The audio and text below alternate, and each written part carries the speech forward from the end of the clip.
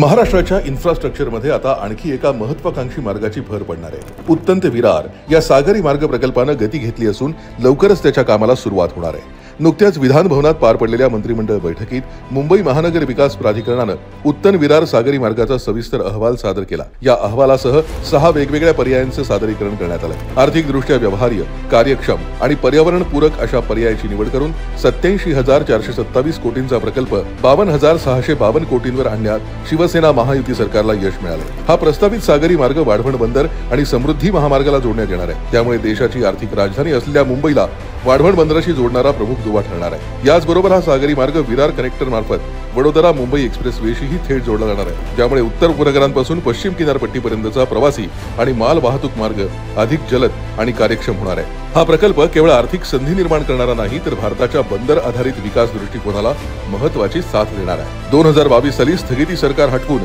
तत्कालीन मुख्यमंत्री एकनाथजी शिंदे साहेब यांनी कोस्टल रोड, अटल सेतू, समृद्धी महामार्ग अशा अनेक महत्त्वाकांक्षी प्रकल्पांना गती दिली होती। हीच विकासाची परंपरा पुढे नेत सध्याचे मुख्यमंत्री देवेंद्रजी फडणवीस शिंदे साहेबांच्या साथीने हा प्रकल्प पूर्णत्वास नेत आहेत। त्यामुळे तो दिवस आता दूर नाही जेव्हा उत्तन विरार सागरी मार्ग जनतेसाठी खुला असेल आणि महाराष्ट्राच्या इन्फ्रास्ट्रक्चरमध्ये स्थापत्यशास्त्राचा आणखी एका उत्तम नमुन्याची भर झालेली असेल।